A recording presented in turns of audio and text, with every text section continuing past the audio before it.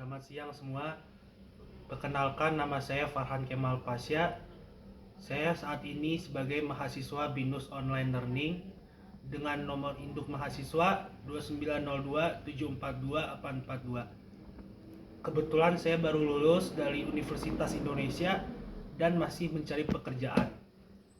Siang ini saya mendapatkan tugas dari Digital Business Fundamental, yaitu apakah strategi omnichannel dan distribusi digital dapat mengurangi risiko eksternal seperti gangguan logistik akibat situasi sosial politik saat ini. Menurut saya, ya, karena strategi omnichannel dan distribusi digital dapat mengurangi risiko eksternal termasuk gangguan logistik akibat situasi politik yang terjadi saat ini. Strategi tersebut dirancang bukan sekedar memiliki banyak kanal, tetapi yang pertama, mengapa gangguan logistik terjadi saat situasi sosial politik memanas.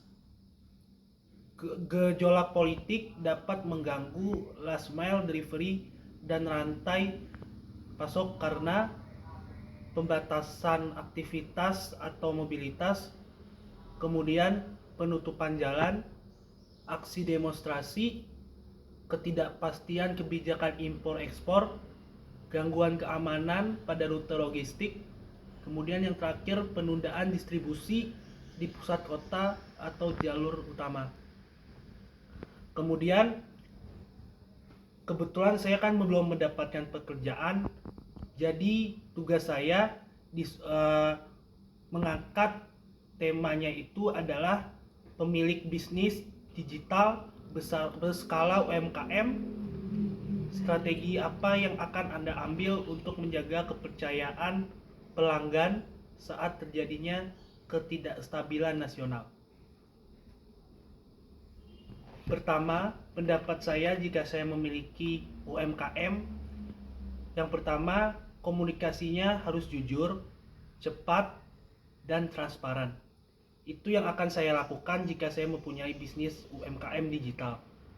Yang pertama, saya harus menginformasikan potensi keterlambatan secara langsung lewat WA, Instagram, atau Facebook, atau jika ada email, saya akan melaporkannya ke email. Kemudian yang kedua, saya harus menggunakan kalimat yang empatik. Yang ketiga, saya harus mengupdate secara berkala saat pengiriman terganggu. Kemudian yang kedua, saya harus mempercepat layanan pelanggan saya atau fast response customer care. Yang saya akan lakukan, saya akan menyiapkan admin CS tambahan di jam-jam yang sibuk. Kemudian yang kedua, saya akan membuat template respon yang empatik dan jelas. Yang terakhir, saya akan memberikan jalur prioritas untuk pelanggan lama. Itu tujuan saya agar pelanggan tidak dibiarkan menebak-nebak. Kemudian yang ketiga, saya harus memastikan operasional tetap berjalan dengan cadangan strategi atau operasional contingency plan. Yang akan saya lakukan, pertama, saya akan menyimpan stok di dua lokasi yang berbeda, boleh di rumah atau di kantor. Kemudian yang kedua, saya akan menggunakan lebih dari satu jasa pengiriman seperti JNE, JNT, Antar Aja, atau Gosen. Kemudian saya harus mengaktifkan opsi pick up di store atau di rumah pelanggan. Kemudian yang terakhir, menawarkan opsi reschedule pengiriman kepada pelanggan. Kemudian yang keempat, fokus pada nilai kemanusiaan dan empati atau tone of voice dan brand positioning. Dalam krisis saat ini, saya akan melakukan yang pertama, mengurangi promosi yang terlalu agresif. Kemudian yang kedua, mengangkat pesan solidaritas. Kemudian yang ketiga, menonjolkan sisi kemanusiaan dan kepedulian kepada brand yang saya miliki. Kemudian yang kelima, saya akan menawarkan kebijakan yang menenangkan atau peace of mind policy. Itu cara ampuh saya untuk menjaga kepercayaan adalah mengurangi kecemasan pelanggan. Dengan cara apa? Yaitu yang pertama, saya akan menerapkan garansi keterlambatan, kemudian yang kedua opsi refund, ketiga opsi COD, kemudian yang keempat pengiriman ulang gratis jika barang itu rusak.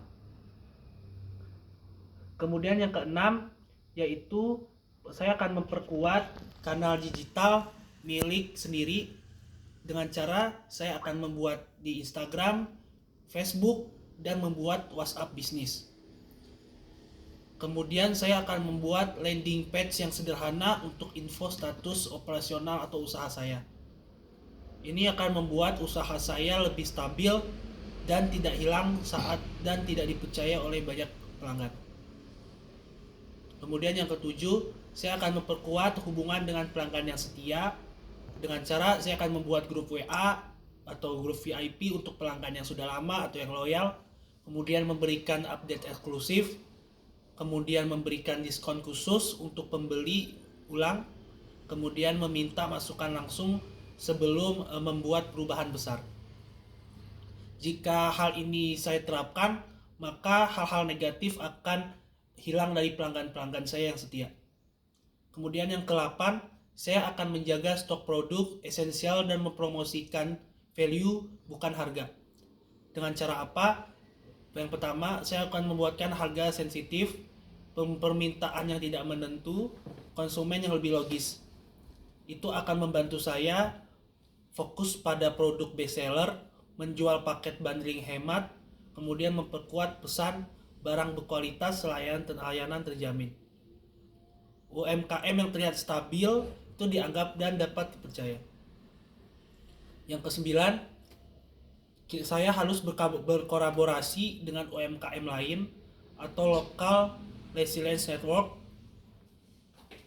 Tujuannya saya akan membantu mempromosikan lintas akun, kemudian saya bisa tukar stok atau bantuan logistik, kemudian bagi informasi terkait jalur distribusi yang sama.